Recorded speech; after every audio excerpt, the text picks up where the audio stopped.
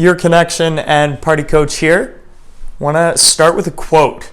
If you're 1% better every single day for a full year, how many times better are you at the end of the year?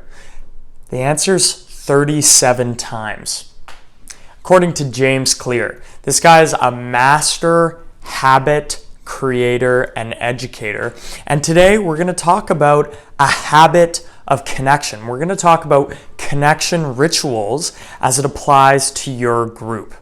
Now, a lot of remote teams, a lot of communities, they go about their work, yet they don't have any real rituals of connection where the group comes together with the intention of connecting in a certain way that really nourishes people. So, for one, the norm is to not have any sort of connection ritual. It's just to do something organic, to mingle, to go and do happy hour. Most communities do not have that recurring snack weekly or daily where they practice some intentional connection activity.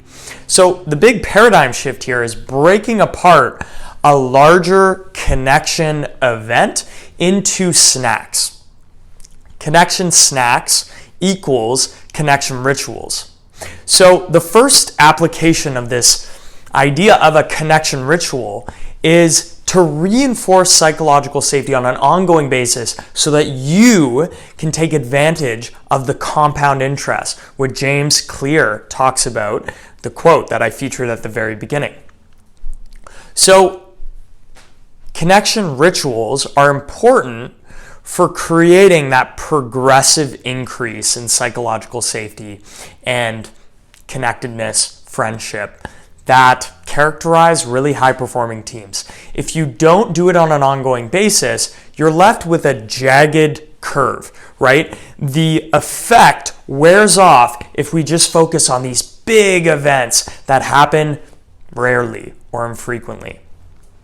So, as a community builder, I want you to start thinking about connection snacks more than you think about big events, conferences, retreats, offsites. Those are great too. They can create a transformational container for your community.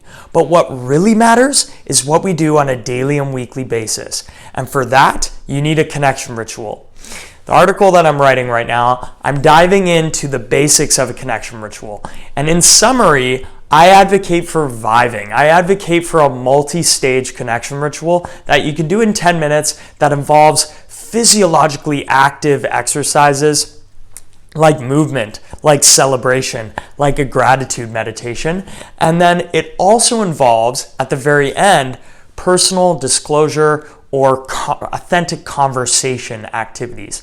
So my recommendation for any sort of connection ritual in your community, whether it's on a daily or weekly basis, is to elevate people's physiological state, get some joy activated, maybe through music, maybe through open postures, right? Open postures reduce cortisol and increase testosterone, according to the laboratory.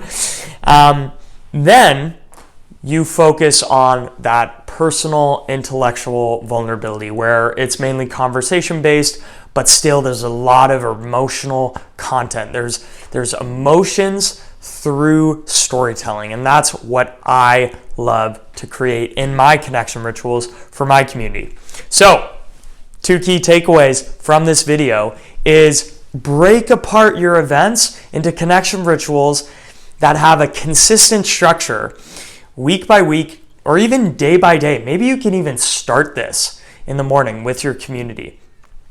The second one is you want to create a multi-stage connection ritual that doesn't just focus on conversation, but it's structured and it involves something that elevates the joy in the bodies of the participants so that when they do an authentic conversation drill, it's much more meaningful and they're much more pro-social.